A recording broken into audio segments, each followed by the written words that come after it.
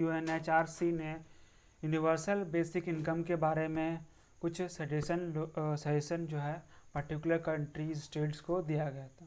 उसी के तहत जो नेशनल ह्यूमन राइट कमीशन ने भी यूएनएचआरसी को कुछ जो इन्फॉर्मेशन दी कि हम इस पर काम कर रहे हैं। तो आज हम लोग इस पर चर्चा करेंगे, यूनिवर्सल बेसिक इनकम के बारे में चर्चा करेंगे, कैसे ये कोविड-19 का सिचुएशन जो है यूनिवर्सल बेसिक इनकम देने का, इस स्कीम को लागू करने का एक सही समय बन रहा है। तो चलिए आज हम लोग जानेंगे इस वीडियो में कि ये यूनिवर्सल बेसिक इनकम क्या है, इसको अभी लागू कराने की ज़रूरत कैसे पड़ रही है, और इसके कुछ इम्पोर्टेंट कंपोनेंट को जानेंगे, बेनिफिट को जानेंगे, इसके सामने क्या क्या, इसके सपोर्टर कौन कौन है, इसके सामने क्या क्या चैलेंजेस है। तो ये सब को आज हम इस वीडियो में जानेंगे। तो सबसे पहली बात, ये यूनिवर्सल बेसिक इनकम क्या है। तो यूनिवर्सल बेसिक इनकम किसी भी कंट्री के जो नागरिक है या फिर उस कोई पर्टिकुलर जियोग्राफिकल एरिया या कोई स्टेट के सिटीजन को कोई हाथ में उनको डायरेक्ट कुछ पैसे देना, regardless of their income, resources और एम्प्लॉयमेंट, इसी को कहते हैं हम लोग यूनिवर्सल बेसिक इनकम। कहने का मतलब है कि बिना किसी उसके इनकम का सोर्स, क्या कितना कमाता है कितना नहीं कमाता है, उसके पास कितना संसाधन है कितना नहीं है, उसका एम्प्लॉयमेंट स्टेटस क्या है क्या नहीं है, बिना ये सब देखे कोई भी पर्टिकुलर एरिया, या तो वो स्टेट होगा या कोई भी पर्टिकुलर जियोग्राफिकल एरिया होगा या कंट्री होगा, वहाँ के रहने वाले लोगों को पैसा देगी गवर्नमेंट। इसी स्कीम को बोलते हैं यूनिवर्सल बेसिक इनकम स्कीम। ठीक है, तो इसका इस स्कीम के पीछे मेन आइडिया क्या है? मेन आइडिया इस स्कीम का होता है जो गरीबी है उसको रोकना या गरीबी को कम करना, साथ साथ जो इनकम को लेकर जो कंट्री में या एरिया में सिटीजन के बीच में जो इनइक्वालिटीज़ है, इनइक्वालिटीज़ को कम करना और इक्वालिटी को बढ़ाना, ये इसका मेन आइडिया होता है यूनिवर्सल बेसिक इनकम का।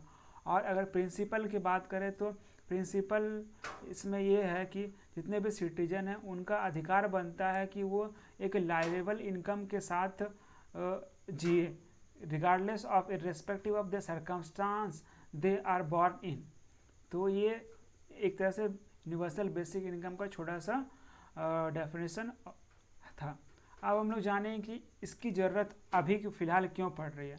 जैसा कि आप लोगों को पता है कोविड-19 पेंडेमिक चल रहा है, बहुत सारे कंट्री में जो है लॉकडाउन और सोशल डिस्टेंसिंग चल रहा है, बहुत सारे कंट्री में लॉकडाउन और सोशल डिस्टेंसिंग चल रहा है। तो इसके वजह से क्या है, बहुत सारा इकोनॉमी में प्रॉब्लम फेस करने को मिल रहा है, बहुत सारे जो मार्केट है और चीज़ें हैं वो बंद है, जिसकी वजह से इकोनॉमी के जो वेरियस कह सकते हैं सेक्टर्स हैं उसमें कोलैटरल डैमेज देखा जा रहा है। और इंटरनेशनल मॉनेटरी फंड ने करंट जो इकोनॉमिक क्राइसिस है उसको ग्रेट डिप्रेशन 1929 का जो ग्रेट डिप्रेशन था उससे वर्स्ट बताया। अगर इंडिया की बात करें तो इंडिया में जो है अधिक से अधिक लोग, यानी कि अराउंड 90% जो लोग हैं इंडिया में वो इनफॉर्मल सेक्टर में काम करते हैं विदाउट मिनिमम वेजेस और सोशल सिक्योरिटी के साथ। तो अभी जो लॉकडाउन की वजह से 90% जो वर्कफोर्स है वो एक तरह से क्या है, बेरोजगार और बिना इनकम का रह गया।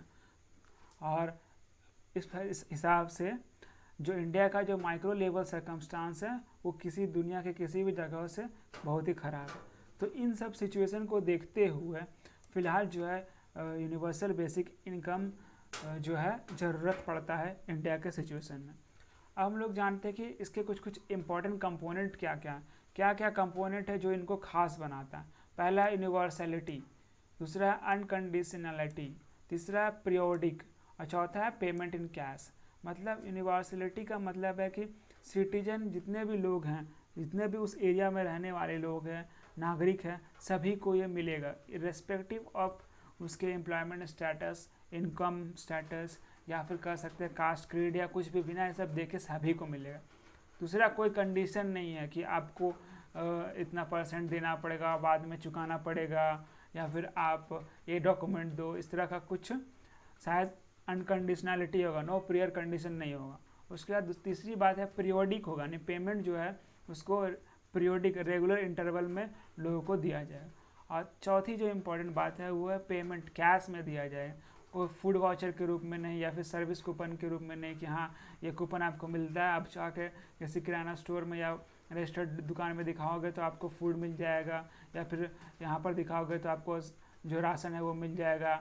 ऐसा कुछ नहीं है, डायरेक्ट कैश ट्रांसफ़र करने की बात है।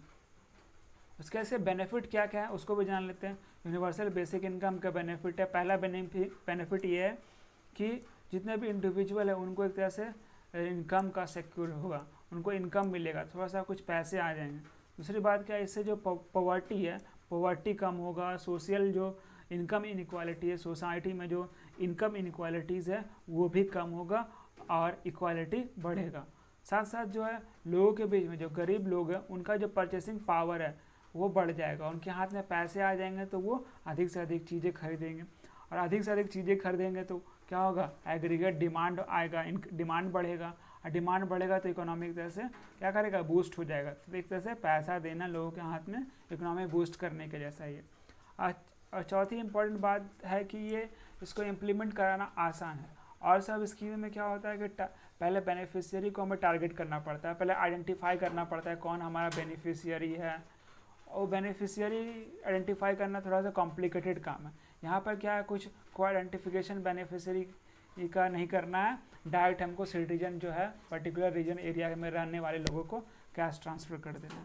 उसके बाद इम्पॉर्टेंट बेनिफिट इस नेक्स्ट ये है कि वेस्टेज, गवर्नमेंट का जो मनी है वो वेस्टेज नहीं होगा। उसमें क्या होता है, टारगेट करने में, दूसरी स्कीम जो होती है उसमें क्या होता है, टारगेट करने में और भी तरह का डेटा तैयार करने में गवर्नमेंट की कुछ मनियाँ वेस्ट हो जाती है, पैसे वेस्ट हो जाते हैं, या फिर जो बेनिफिशियरी नहीं है उनको भी चला जाता है, जैसे मनी वेस्ट हो गया। लेकिन यहाँ पर ऐसा नहीं है, यहाँ पे सभी सिटीजन को मिलेगा, कैसे कर सकते हैं, एफिशिएंट होगा ये ट्रांसफ़र करना डायरेक्ट मनी। कौन कौन सपोर्टर है इस आइडिया के पीछे, बहुत सारे लोग इस आइडिया के पीछे बात करें। अपने इंडिया के जो इकोनॉमिक सर्वे 2016-17 का जो इकोनॉमिक सर्वे है उसमें कहा गया कि जो हम लोग सोशल वेलफेयर स्कीम कराते हैं पॉवर्टी को रिड्यूस करने के लिए, उसके अल्टरनेट में अगर हम लोग यूनिवर्सल बेसिक इनकम स्टार्ट करें तो क्या होगा, फ़ायदा होगा, पॉवर्टी भी रिड्यूस होगा और गवर्नमेंट का जो एफिशिएंसी है सोशल वेलफेयर का वो बढ़ेगा। तो ये इकोनॉमिक सर्वे ऑफ इंडिया 2016-17 में ये बात कही।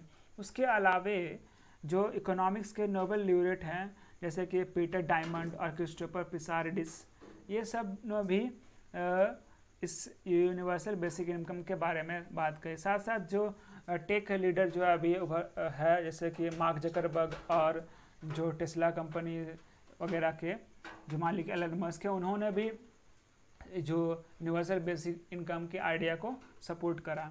उसके बाद क्या क्या चैलेंजेस है इंडिया के सामने इम्प्लीमेंट कराने को लेकर, तो पहला चैलेंज ये है कि बहुत ज़्यादा हाई कॉस्ट आएगा इसको, क्योंकि डायरेक्ट ट्रांसफ़र करना है लोगों के, तो बहुत सारे लोगों को पैसे देने, तो इसके लिए एक ह्यूज अमाउंट ऑफ मनी चाहिए, तो एक तरह से हाई कॉस्ट पड़ सकता है।